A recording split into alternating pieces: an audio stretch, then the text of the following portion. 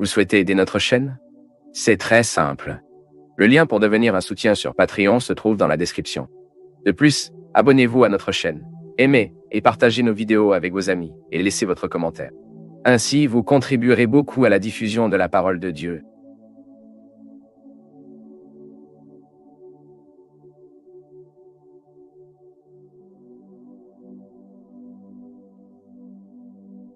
Êtes-vous amer aujourd'hui? Ensuite, faites face positivement à cette amertume. Avoir un regard différent sur cette amertume. Roulez avec un peu plus de tranquillité pour cette amertume. Et en regardant tranquillement cette amertume sans désespoir, je commence à la comprendre. Quand je commence à le comprendre, je commence à le ressentir différemment. Peu à peu, ce n'est plus un poids. Et j'atteins la légèreté, qui est l'opposé de l'amertume. Foi, tout le temps nous transmet, la foi que nous professions tout le temps nous aventure, et devons nous référer à ces processus. Changement. Transformation. Personne ne peut atteindre le résultat s'il ne passe pas le processus difficile de construire ce résultat. C'est la vie. Et cela ne pouvait pas être différent. La procédure, le mot dit déjà tout. Partie par partie. Béni, il englobe une série de situations humaines apparemment dommageables. Au début, quand vous regardez le bonheur, cela semble être des dégâts. Mais lié à ces dégâts, il y a toujours une belle situation promise. Par exemple, chaque fois que nous sommes calomniés, c'est terrible, c'est horrible pour nous de subir une calomnie. Mais il y a toujours une promesse. Et celui qui suppose que l'évangile vivra toujours la calomnie, vivra la diffamation. Avec les apôtres, ce n'était pas différent, mon peuple. Avec les premières communautés, ce n'était pas différent. Ne pensez pas qu'avec vous le sera. Si vous voulez vivre la vie de la bonne manière, si vous voulez faire un pacte avec gentillesse, si vous voulez faire un pacte avec justice, vous pouvez avoir bien sûr, il y aura toujours un esprit de porc en service de parler mal de vous. Et là, comment gérez-vous cette calomnie? A-t-il calomnié aussi? Allez-vous élever le même drapeau que votre ennemi se lève? Non. Vous vivrez le processus opposé. Vous refusera les effets de la calomnie sur vous afin que vous ne vous transformerez pas non plus. C'est le défi de neutraliser en nous la puissance de l'extérieur voulant faire du mal. Et c'est pourquoi nous sommes bénis, nous, dans un contexte de promesse. Il vit bien la souffrance d'aujourd'hui. Il est heureux qui vit bien la souffrance d'aujourd'hui. Il est heureux qui vit le sacrifice d'aujourd'hui. Pourquoi? Parce qu'il pourra atteindre le beau résultat que le sacrifice propose. N'est-ce pas comme ça dans la vie pratique? Si nous voulons y arriver, nous devons le savoir. Pour y arriver, il existe un moyen difficile. Béni est celui qui n'a pas peur de la manière difficile, parce que lui seul peut atteindre la destination finale. C'est bien plus que cela, mais c'est ce dont nous pourrions parler aujourd'hui, même pour contextualiser avec tout ce que nous avons dit dans le programme. Vous pouvez être sûr que si vous voulez être quelqu'un dans la vie, si vous voulez faire une différence dans ce monde, vous devrez être prêt à souffrir beaucoup. Parce que ce n'est pas facile de se tenir dans un temps, dans une période où l'opposition à tout ce qui est juste, honnête, beau, cohérent est toujours en service détruire. Grâce à des ragots, des commentaires malveillants, ne faites pas partie de cela. Ne faites pas de pacte avec ces situations. Découvrez ce que vous souffrez aujourd'hui, identifiez-vous à cela, une opportunité pour vous de devenir une meilleure personne. C'est ce que je veux pour vous, pour votre famille. Et ça prévoit déjà maintenant quand je commence à être honnête avec mon processus et que je ressens et expérimente déjà avec les petites choses de ma vie la satisfaction d'être qui nous sommes, de faire ce que nous faisons, de croire ce que les gens croient et persévère dans ce que nous sachez que cela se produit.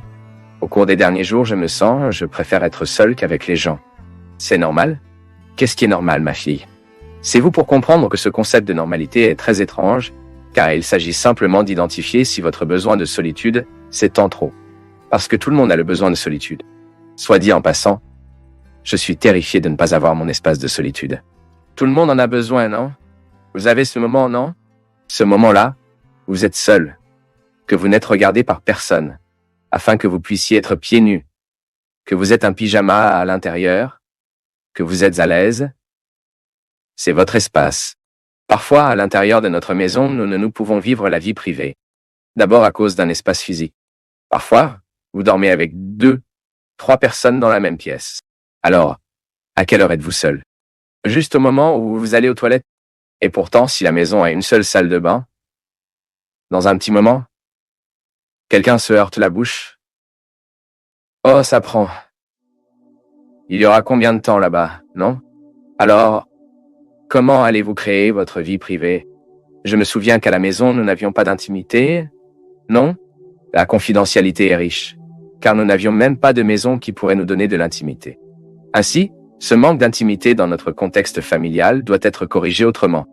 Il est vrai que vous n'avez pas de maison pour être seul, pour créer votre espace, pour garder votre méditation là-bas, votre lecture. Créez votre espace de solitude, ce qui est très important. Maintenant, ma fille, Wendy, parce que notre temps de solitude doit être de préparer notre convivialité. Ce n'est pas seulement un égoïsme. Non et non. La solitude prépare la convivialité. Mettez-le sur la tête. Tout comme les vacances nous préparent au travail. Quelle est la fonction des vacances? Ils reposent le corps et ensuite nous retournons en travaillant. Ou plus de volonté, je ne sais pas si cela se produit, car parfois notre série est plus fatigante que le travail, non? Qui mérite les gens de sonar?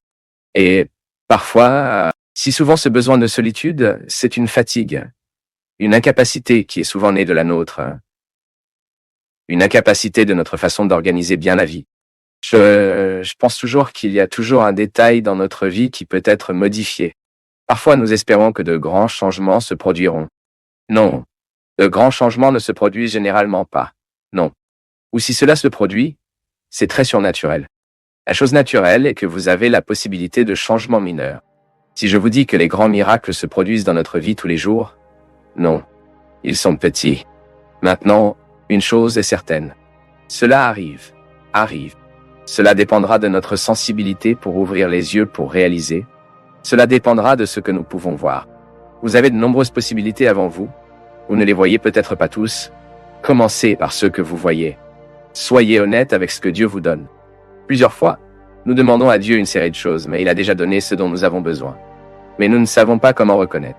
Et savoir comment reconnaître ce que Dieu nous a donné est une belle façon dont nous devons ressentir son soin pour nous.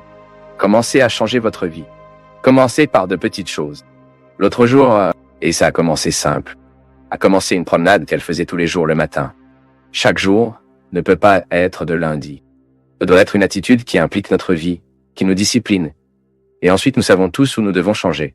Parfois, ce sont de grands changements qui ne se produiront que dans les petits changements que nous prenons chaque jour. Vous voulez un exemple?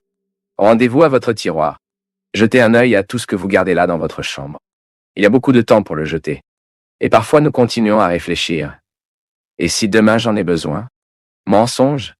C'est une façon dont nous devons obstruer les armoires, obstruer les commodes, obstruer notre chambre avec des choses inutiles que nous n'utiliserons jamais.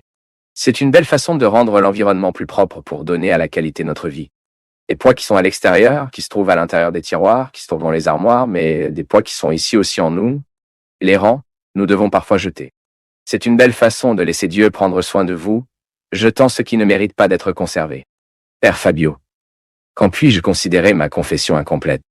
J'ai avoué récemment et j'ai l'impression de ne pas avoir avoué. J'ai oublié certaines choses, le prêtre n'a pas parlé correctement avec moi, même en voyant ma nervosité, ce qui est toujours comme ça quand j'avoue. Je suis nerveux.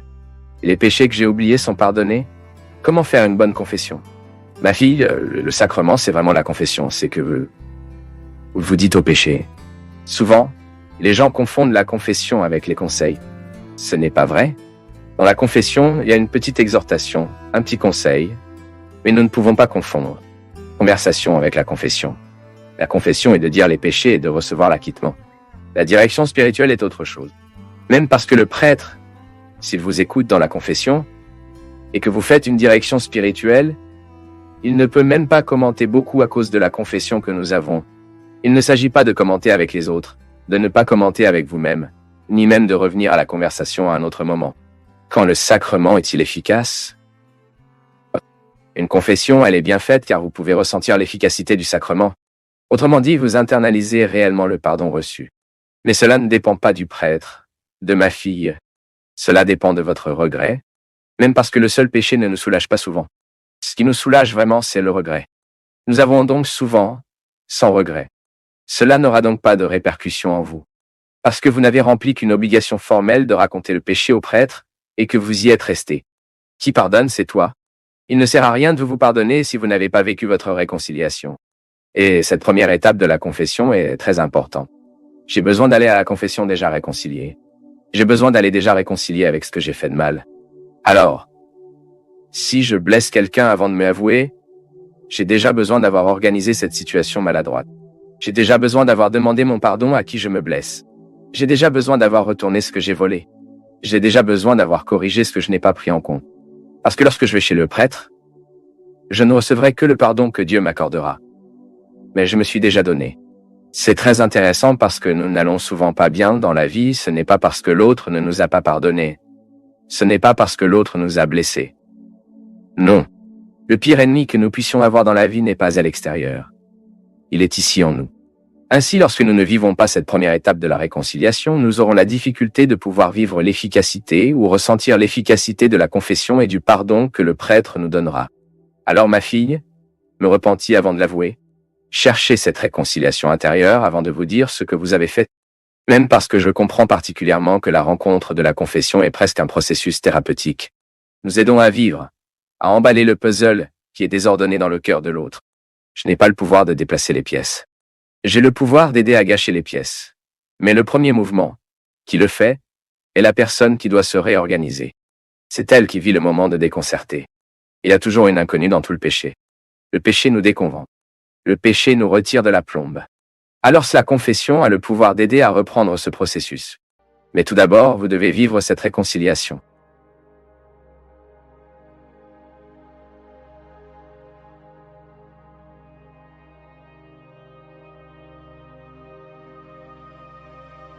Nous du Path of Faith sommes heureux d'être avec vous en ce moment.